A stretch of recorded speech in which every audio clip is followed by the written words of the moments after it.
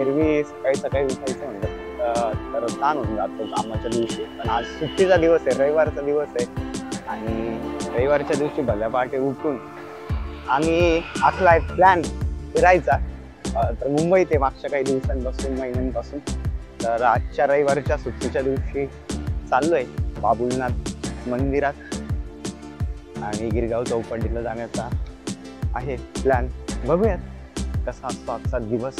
त्या निमित्तानेच आजचा random blog. काय रे, कुठून येते ताकद? आता रोज सकाळी तू 9 वाजेपर्यंत झोपायला बघतो, तुझा जॉब असतो 10-11ला आणि आज तू चक्क 5:30ला उठलाय. कसं काय? काय फिरणं, ते जे हाऊस आहे ना फिरण्याची, मुंबई म्हणायचं आहे तुला? आली रे, आली बस आली भाई. कायला तोंडा समोरनं बस गेली आहे, हात नाही दिला म्हणून बस थांबली नाही. स्टॉपवर उभे असलेले माणसांनी दिसले आणि तोंडावरनं बस गेली. यायला काय तुम्हाला जर गर्दीचा कंटाळा येतोय ना, लवकर उठा सकाळी आणि मग बस पकडा. अगदी माणूस नाही आहे. गोल वावरीजावर पूर्ण बस आपली आता सध्या तरी 2 स्टॉप तरी.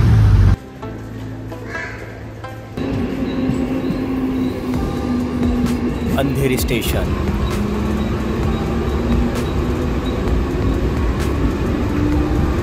चर्नी रोड स्टेशनला आलोय आणि इथून पुढे आता बाबुलनाथ टेम्पल जाणार आहे आपण. चर्नी रोड.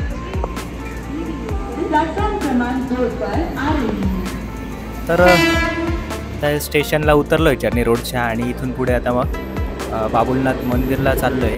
तर हा आपला भाऊ प्रसाद घेऊन चाललाय. तो याआधी येऊन गेला इकडे. हे आहे गिरगाव. कुठला? Twin tower. तर समोर जे दिसतंय ते आहे ट्विन टॉवर्स मुंबई, जुळे टॉवर्स. काय विषय आहे त्याचा? सारखे दिसतात.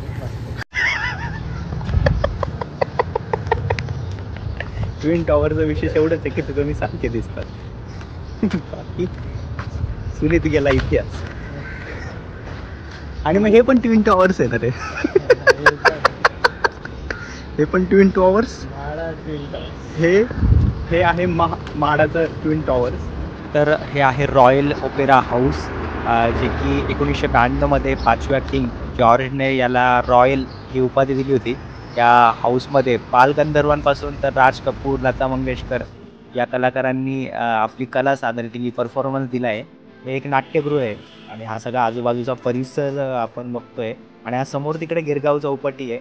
पण आपण त्याआधी बाबुलनाथ टेम्पलकडे जाणार आहे. आम्ही चालत मंदिराकडे पोहोचतोय. I am a rider provider. तर आता आम्ही बाबुलनाथ मंदिराच्या जवळ आलोय. तर बाबुलनाथ हे मुंबईत शहरातील एक अतिप्राचीन असं हिंदू मंदिर आहे.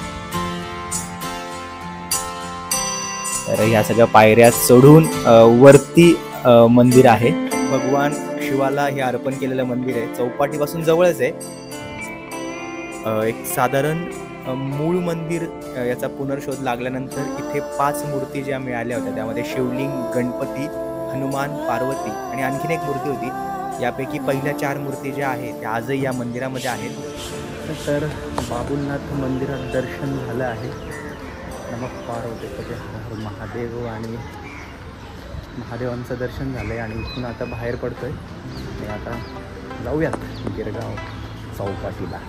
तर आता आम्ही गिरगाव चौपाटीकडे चाललो आहे आणि हा गिरगाव चौपाटीच्या जवळचा भाग आहे. हा सिग्नल आहे आणि असंख्य कबूतर इथे चौपाटीवर पाहायला मिळाले. वेगळीच मजा असते नाही का? सकाळची वेळ होती त्यामुळे खूप गर्दी वगैरे नव्हती, त्यामुळे शांततेत सगळं बघता आलं. तर हा गिरगाव चौपाटीचा एरिया आहे आणि मी पहिल्यांदाच आलो या ठिकाणी. तर इकडे आहे या बोटी. पाण्यावर मस्तपैकी बदक विहार करताय. तर तू बऱ्याच दिवसापासून मुंबईत आहे. मी तर पहिल्यांदा आलो गिरगावला. तुझं गिरगाव आणि या चौपाटीला तो आतापर्यंत आलाय तर तुझा कसा काय अनुभव इथल्या काय जागेमध्ये काय वाटलंय तुला? जनरली तू याला पण आला होता ना की विसर्जन वगैरे बघितलंय तू इथलं, तर कसं असतं काय असतं म्हणजे?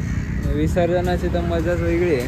म्हणजे मुंबईचं गणपती ते असं एक वेगळं नातं आहे. त्यातल्या त्यात विसर्जन अजून एक म्हणजे इथे एकतर क्राऊड पण एवढं असतं त्याच्यामुळे पण थोडंफार नाही चांगलं वाटत. कधी कधी असं ते मूडवर आहे नाही का आपलं. पण मग गिरगाव चौपाटीला मला तर मोस्टली सकाळी पहाटे तेव्हाच चांगलं वाटतं, कारण गर्दी कमी असते, थोडी शांतता असते. बरोबर. आणि बाकी गिरगाव चौपाटीबद्दल तर नॉर्मली सगळ्यांना माहिती आहे. म्हणजे मुंबईसाठी हां, स्पेशल गणपती लालबागच्या राजाचं विसर्जन गिरगाव चौपाटीवर होतं. आणि मुंबईकरच काय पूर्ण महाराष्ट्रात ज्या दिवशी गणपतीचं आगमन होतं, ज्यानंतर विसर्जन असतं, त्यावेळेस सगळ्यांनाच माहिती आहे की गिरगाव चौपाटीवर विसर्जनासाठीची गर्दी उसळते. पण म्हणजे दिवस 24 48 तास जेव्हा विसर्जन मिरवणूक निघते आणि शेवटी इथे त्याच गिरगावच्या समुद्रकिनारी समुद्रामध्ये राजाचं विसर्जन होतं. तर त्याच ठिकाणी आलो आहे. चौपाटीवर मस्तपैकी लोक खेळ खेळत होते आणि क्रिकेट, व्हॉलीबॉल.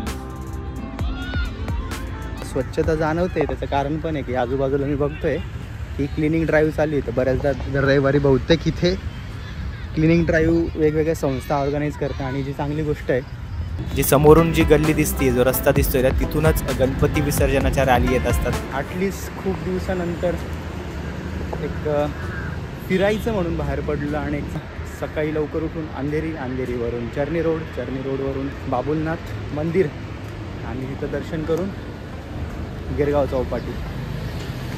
चौपाटीचं एक भारी नाही का की विसर्जनाच्या दिवशी जे काय माहोल असतो भाई.